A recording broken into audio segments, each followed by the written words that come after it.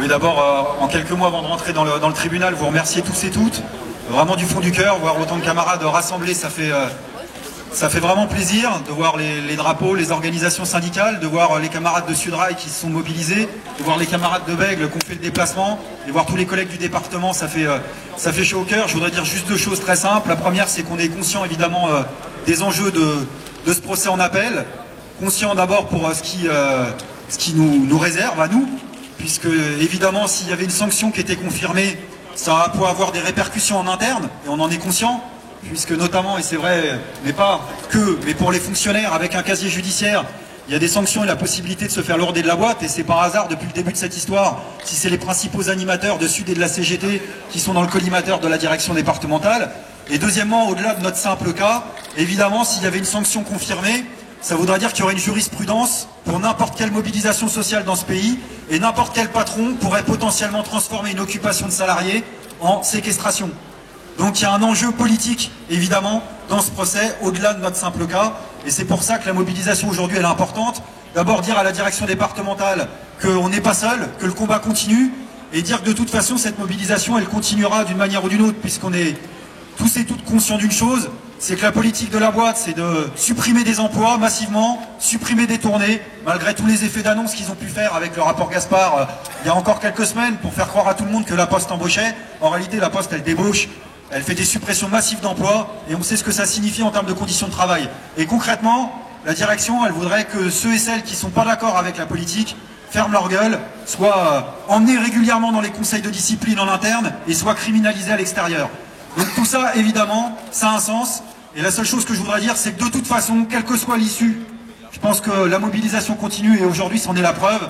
Et de toute façon, nous, on lâchera rien. Et que la direction de la Poste, si elle pense soit nous faire peur, soit nous endormir, elle se met le doigt dans l'œil bien profond, parce que de toute façon, on continuera les mobilisations, quoi qu'il en soit. Donc un grand merci à tous et à toutes. Bonjour à toutes, bonjour à tous. Je me présente d'abord Olivier Rosé, je suis secrétaire départemental à Sud Posto Paris. Et c'est tout naturellement que nous on est venus soutenir nos camarades des Hauts-de-Seine. Parce que qu'est-ce qu'on leur reproche? Pas une soi-disant pseudo-séquestration. Ce qu'on leur reproche concrètement, c'est d'avoir fait grève. Que ce soit en 2009, que ce soit en 2010 ou plus récemment en 2011, les camarades des Hauts-de-Seine ont un cœur et ont toujours eu un cœur à chaque fois d'essayer d'étendre les grèves, de ne pas laisser des collègues dans un bureau en grève tout seul pour qu'un mois après, ça soit un autre bureau qui fasse grève. Mais ils ont essayé systématiquement d'unifier les mouvements contre une même politique de casse du service public et des suppressions d'emplois. C'est bien ça, concrètement, qu'on leur reproche aujourd'hui. Alors oui, nous, à Paris, souvent, on a mené des actions communes avec ces camarades grévistes des Hauts-de-Seine. La répression s'est généralisée à la Poste, il y a eu de nombreux conseils de discipline, les assignations pour de nombreux camarades. Aujourd'hui, je pense qu'on est tous là pour demander la relaxe des 15 postés grévistes des Hauts-de-Seine, demander la réintégration de tous les camarades syndicalistes qui auraient été licenciés, que ce soit à la Poste ou dans toutes les autres entreprises. Je vous remercie. Merci à tous et toutes d'être là nombreux pour exprimer cette solidarité qui est si importante, je crois, par rapport à nos 15 camarades, parce qu'on le sait, ça a déjà été dit, mais je le redis, d'être traîné devant un tribunal simplement pour avoir fait grève, simplement pour avoir résisté à des mesures néfastes de la Poste et pour le personnel et pour le service public, eh bien effectivement, on a de quoi être en colère. On est en colère d'être là aujourd'hui parce qu'effectivement, au mois de mai, il y a eu un changement de gouvernement. Et normalement, il y aurait dû y avoir une amnistie pour tous ceux et celles qui se sont battus ces dernières années, syndicalistes ou militants de tous les mouvements sociaux. Mais il y a aussi une autre raison. C'est parce qu'effectivement, aujourd'hui, eh bien, c'est la direction générale de la Poste qui est à la manœuvre. Et la direction générale de la Poste, c'est une entreprise où le seul actionnaire, c'est l'État. Donc le gouvernement avait parfaitement les moyens d'obliger la Poste à retirer la plainte et à faire en sorte qu'il n'y ait pas de procès aujourd'hui. Donc il y a une responsabilité de cette situation, non seulement de la direction générale de la Poste, non seulement de la direction départementale de la Poste des Hauts-de-Seine, mais évidemment au plus haut niveau du gouvernement. Et ça, c'est pas acceptable. Donc c'est aussi ça qu'on est venu dire aujourd'hui. Parce que ce qui se joue aujourd'hui, avec le procès de nos camarades, comme avec tous les procès de tous les militants syndicaux et de tous les militants du mouvement social, qui sont encore traînés devant les tribunaux et qui risquent encore de l'être dans les semaines ou les mois qui viennent, eh bien c'est la possibilité et la capacité de se mobiliser, de résister par rapport à toutes les politiques antisociales qui existaient avant et qui malheureusement, eh bien on est obligé de le dire, aujourd'hui les choix qui sont faits risquent de nous contraindre encore à nous mobiliser durablement. Parce qu'effectivement, nous avons une responsabilité de développer un syndicalisme offensif, un syndicalisme indépendant et un syndicalisme qui veut résister pied à pied, qui veut faire en sorte qu'effectivement ce qui soit décisif, ça ne soit pas la rentabilité de telle ou telle entreprise, ça ne soit pas effectivement ce que va coûter ou pas, mais ce qu'effectivement on est capable de mettre en place comme conditions de travail, conditions de vie au travail, et de ce point de vue-là, la Poste aurait bien de quoi être traînée devant les tribunaux. Alors oui, ce qui se joue, c'est effectivement notre capacité collective à nous battre demain, après-demain et chaque fois qu'il le faudra, que ça soit à la Poste ou dans n'importe quelle entreprise dans son pays. Alors oui, le gouvernement est devant un choix. Ou bien il continue une politique répressive envers tous ceux et celles qui se battent contre des politiques que nous n'acceptons pas, ou bien effectivement il fait en sorte qu'aujourd'hui et demain dans ce pays, on ait le droit de résister, on ait le droit de se mobiliser et on ait le droit de développer un syndicalisme offensif. Alors solidarité totale avec nos camarades postiers du 92 aujourd'hui, comme solidarité totale avec tous ceux et celles qui demain seront encore traînés devant les tribunaux pour des mobilisations sociales et syndicales. Totale solidarité avec vous. Que nous, je me permets de prendre la parole au nom de mes camarades de Sudrail, comme l'a dit la camarade Annick, on sera toujours là pour défendre les camarades travailleurs d'autres activités, d'autres secteurs, y compris même dans le privé, contre la répression de la bourgeoisie, qu'elle soit menée par l'ancien gouvernement ou celui de maintenant. Soutien logistique ou soutien politique moral et avec soutien fraternel à nos camarades. On était aussi récemment au salon de l'auto, on a vu que le changement était maintenant. Oui, les lacrymos, ils font encore plus mal à la gorge que sous Sarkozy, quoi. Donc aucune confiance évidemment dans ce gouvernement. On sera toujours là pour défendre nos camarades du privé, du public, parce qu'on pense que ce sont vraiment les travailleurs qui doivent gouverner et aucune illusion dans ce gouvernement. On sera toujours là dans les luttes et pour gagner de nouveaux acquis sociaux. Devant un tribunal pour des affaires qui concernent notre boulot, qui concernent l'avenir de notre poste, l'avenir du travail en général. Et une fois de plus, c'est quelque chose qui est absolument intolérable. Une fois de plus, des copains vont souffrir parce que c'est pas évident. On n'y va pas la fleur au fusil au tribunal. Je peux vous dire qu'on a regardé toutes les comptes rendus de séance, la manière dont ça se déroule. C'est très difficile. C'est très difficile d'être accusé de manière souvent assez odieuse. On voit comment ça peut se passer sur la partie de la défense.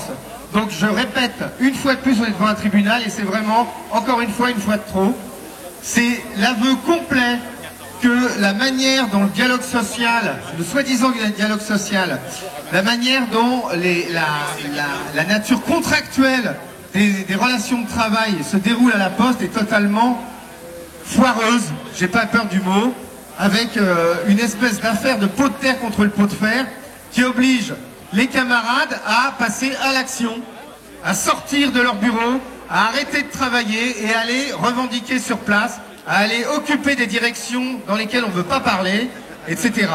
Et aujourd'hui, ça prend un aspect particulièrement odieux et particulièrement injuste, dans la mesure où la preuve est faite largement, on le savait bien nous tous, mais sur ces affaires de grand dialogue et sur ces véritables drames qui se déroulent en ce moment à la Poste.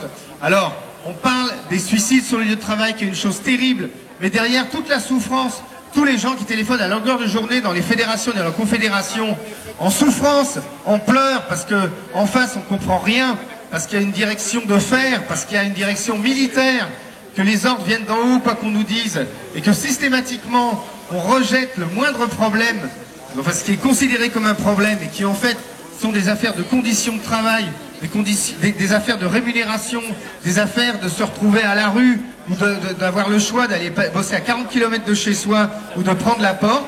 on rejette ça sur le côté. Aujourd'hui, voilà où on est dans une véritable crise sociale, avec des vrais coupables, des coupables qui sont à la tête, évidemment, de la direction des entreprises qui sont responsables de ça, mais aussi des coupables qui sont au pouvoir et qui les ont mis en place, voire qui les préservent. Donc là, on a véritablement un sujet aujourd'hui, et encore une fois, que ce procès en appel soit utile à la cause et soit utile à tout le monde, et qu'on se bouge enfin, on se bouge tous ensemble, hein, je parle pour tout le monde, hein. Pour l'instant aujourd'hui on n'est qu'avec 2 fédérations, mais qu'on se bouge tous ensemble pour que ça cesse, et voilà. Et le dernier message, c'est vraiment un message de confraternité, d'amitié, de chaleur pour tous les copains qui vont là-dedans.